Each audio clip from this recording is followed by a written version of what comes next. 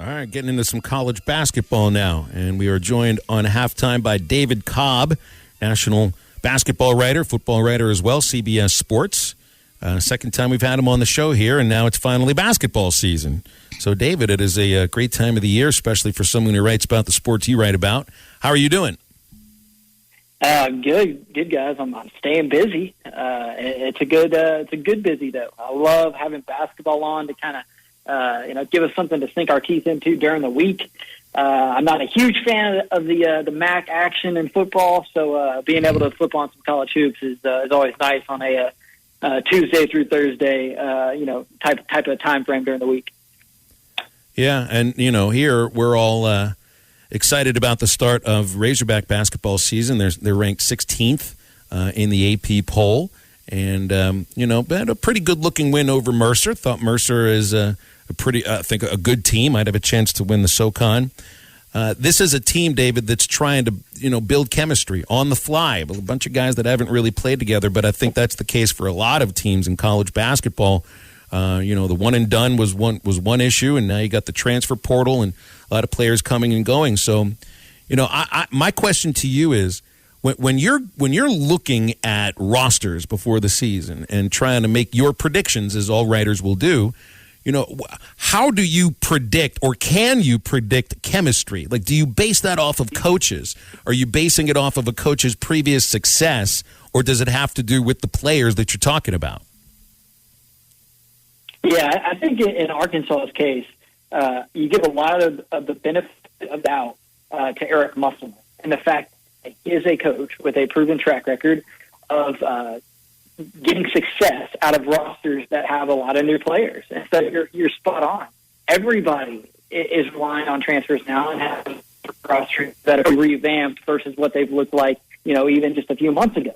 But not all coaches have been doing that at a high level of success for a long time, like Eric Musselman has. And so I was responsible this offseason for ranking our transfers. And I had Stanley Umude high on that list, and that was partially just because I trust Eric Musselman's evaluation of transfers. And so he certainly gets the benefit of the doubt from me when I'm going through and trying to figure out and make sense of a roster that looks a lot different. So it is going to take some time. I think they were losing at halftime against Mercer. I watched a few minutes of that game, and it was interesting. I mean, that was one of the weirder box scores that I saw on opening night because you had JD Note taking 26 shots. And then I've been trying to figure out where's Connor Vanover. So that just some interesting notes, I guess, from that box score and from the little bit of that game that I saw. But in the long run, they are going to figure it out. I have that much faith in Eric Musselman, and I think that Arkansas is going to be a team that finishes in the top four of the SEC. And speaking of rankings, you talked about how you had Stanley Umude pretty high up in your transfer ranking. You all also at CBS Sports did top 101 players, and the only guy that you had on there from the University of Arkansas was the Miami transfer, Chris Likes. Is there a reason he's the only guy, and kind of what made you want to put Chris Likes on that list in the first place?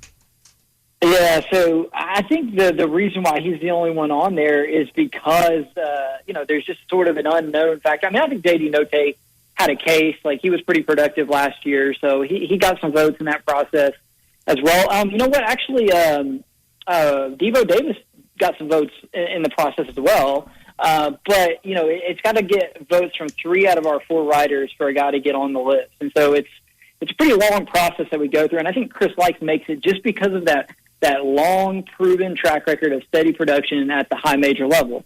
I mean, everyone's seen the numbers he put up at Miami. And, he got better as a three-point shooter in the 2019-20 season as well, which is really the last year that he played, without injury. And so I think it's just that steady track record of proven production. Is what I would say, is what got Chris Likes on the list. But he wasn't the only one to get votes. And so I think Note, Devo Davis got some votes as well. And who knows? I mean, Audius Tony might be a guy who we look back on in a few months and say, well, he should have been on that list as well because he was very productive at Pittsburgh, and another guy who I had ranked pretty highly in my transfer ranking. And kind of on a national base of some of the best players, tell me and tell our audience, who probably hasn't had a chance to go back and watch Gonzaga's first game about Holmgren. Like, is he built up to the hype? Do you expect him to not only live up to it, but maybe exceed it? And who's some other national guys that outside of Arkansas that fans should be watching this year? Yeah, I think this is going to be a really fun freshman class to watch. And they looked really good on Tuesday night, and even for that matter, last night. Michigan playing and Musa Diabate making his debut and making some pretty strong contributions off the bench. But most of the guys from the top 10 were among the top 10 freshmen were in action on Tuesday, and they all looked pretty good. I mean, Chet Holmgren and Gonzaga got an easy win over Dixie State, and Holmgren had like 5 assists, 5 blocks, scored double figures. He had a lot of turnovers as well, but he stuffed that stat sheet. And he's a 7-footer who eventually is going to step out and start hitting some threes as well. So yeah, he's going to be pretty good. Everybody saw what Banchero and Keels did at Duke. That was very impressive, I thought, for 2 true freshmen to go into a neutral site environment against a top 10 team for their first college game and, combined to score 40-plus points and really lift Duke to a victory. That was really impressive. And then over in Memphis, their 2 big-time freshmen delivered as well. So I think in the past few years it's kind of been disappointing with some of the freshman classes, and then some of the top players have had eligibility issues or have gone, the pro route or whatever. This year we got a lot of them playing college ball, and they all look really good so far. It's early, but those guys I just mentioned are all special freshmen who could make this a really fun season. David, your colleague Kyle Boone on his preseason picks on CBSSports.com chooses Arkansas as a Final Four team, but he called it more of a system pick because of Eric Musselman's success with incoming transfers, and you do have some exciting transfers and players that have returned. So, and then your pick of the national champion is Texas. And when I read your reasoning behind that also it's not to poo-poo the talent that they have, and they brought in some great talent and great returners too. But you write it's putting tremendous faith in a first-year coach like Chris Beard. But this is a coach who's always had success in years 1 and 2 wherever he's been. Yeah, you guys know very well. He did a remarkable job at Little Rock in his first year there. They had a sub 500 season the year before he got there, and he leads them to a 30-win season and a victory in the NCAA tournament. I mean, just incredible. And then year 2 at Texas Tech, he's got them in the national title game. And so now you put him in a place like Texas where he's already assembled what is far and away the best transfer class, at least on paper. I mean, I'm open to Muss's group, proving me wrong on that. But on paper, that Texas group of transfers that he brought in is the best. And so you combine that with the veteran guards that he kept, and it's just, to me, I think the perfect combination. I think everything in college basketball right now with your roster, it's all about having that right combination. And so you got to have veteran guards, you got to have young talent, you have to have some key transfers who can plug in and play right away, and you got to have the right coach. And I think Texas is hitting on all of those fronts, even in year 1 of Chris Beard's tenure. So he's not building this thing over a 5 or 6 year time frame. He's not taking the Shaka Smart route. He's seeing what Shaka did and seeing that wasn't enough for that fan base. He's getting to it right away, and I think they're going to challenge Kansas for the Big 12 and absolutely make a run, to the Final Four and potentially a national title. Give me where you make out the SEC to be. What do you think the not power rankings, but who are you looking at as the top 4 or 5 SEC teams this year? And if you add any predictions on who you think will win, we'd love to hear that too.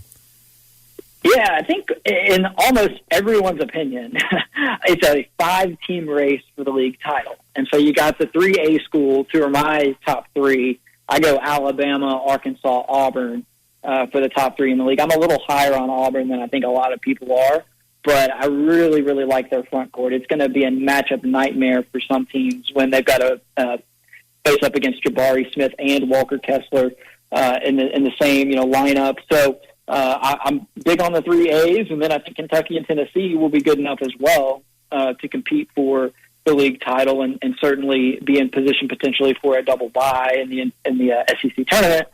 And then from there, I think there's 3 more teams who I realistically see maybe having a shot at reaching the NCAA tournament. I would go Mississippi State, LSU, Florida. Beyond that, it gets a little weaker, and I'm not sure that I see anybody else beyond those 8 really making a run at the big dance. But I think it's pretty clear cut. You got that top 5, with the 3 A's, Kentucky, Tennessee, and then we'll see, from there. But this could be a year where the league gets, half of its teams into the big dance. Mm-hmm. David, and one of the biggest storylines of the year, and it's been of the off season, of the farewell tour for Coach K. How realistic is it for him to have that storybook ending, cutting down the net, going out on top with another national championship? How realistic do you see that scenario playing out? I would have said pretty unrealistic before Tuesday night, but it was hard not to get caught up a little bit in how well those freshmen played in that environment against Kentucky. I mean, that was a pretty big-time stage, and they delivered. But I will say, and I just realized this, it's almost, I can't believe that, maybe I just had the sound off because I was working on other stuff, but surely they talked about this on the broadcast. Duke shot 1 of 13 from three-point range in that game, and that's it's a small sample size for sure, but they lost their top 2 3-point shooters, and Matthew Hurt, who is gone, and then DJ Stewart, who is gone as well. They were their top outside shooters last year, and they weren't even really a good outside shooting team to begin with. So who's going to hit threes for them? Because you can't survive in college basketball anymore without being at least decent at three-point shooting, or at least, without having at least 1 or 2 guys who can be a threat, to knock down the three. And so that would be my biggest question mark on Duke. But I'm open to that, that facet of their game developing. And I think the rest of what they showed against Kentucky was enough for me to say, yeah, it is still possible that Duke could, make a run at this thing. But, man, they've got to find some outside shooting if it's going to happen. David, last thing, we've seen a rash of mid-season, early season firings in college football, and now we've had hirings for head coaches with 2 FBS programs moving forward. One of them is not even going to be a part of that program until the new year. Is there a chance that college basketball follows anything like that kind of program? Yeah, I think so. I mean, I was pretty surprised by the number of basketball firings in this last cycle. It seemed like, there were more changes. Certainly during the pandemic in 2020, there was only one Power 5 job change, and that was Wake Forest.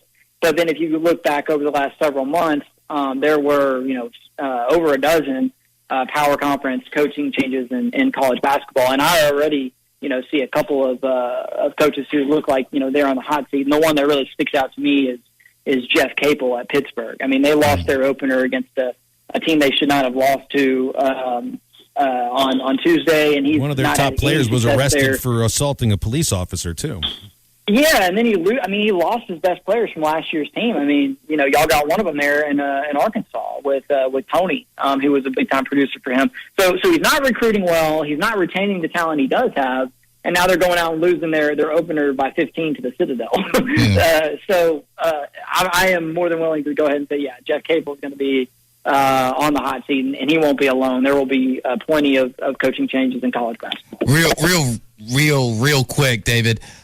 Georgia Tech lost their opener too. How's the nicest guy in college basketball's job security looking? I mean, people say he's the nicest guy, but he did yell at me, a college broadcaster, in a post-game interview one time. So how nice can the guy be?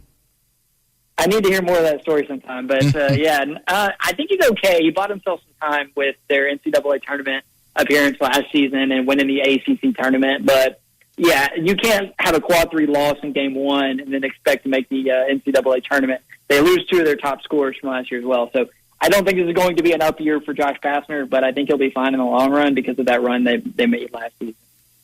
If I know Drew, he probably deserved it from Coach Pascal. All David, I asked is you. why. I mean, that's a simple question. I'll leave it at that. Thank you, David. Appreciate you. Enjoy the basketball. All right, thanks, guys. Appreciate it, David. That's David Cobb from CBSSports.com. We're back and better than ever. A new web interface to start the basketball season and more props, odds, and lines than ever before. BetOnline remains your #1 spot for all basketball and football action this season. Head to the new updated desktop or mobile website to sign up today and receive your 50% welcome bonus on your first deposit. Just use our promo code BELIEVE50 to receive your bonus. That's BLEAV 50 to receive your bonus. From basketball, football, and baseball postseason, NHL, boxing, and UFC, right to your favorite Vegas casino games. Don't wait to take advantage of all the amazing offers available for the 2021 season. BetOnline is the fastest and easiest way to bet on all your favorite sports. BetOnline, where the game starts.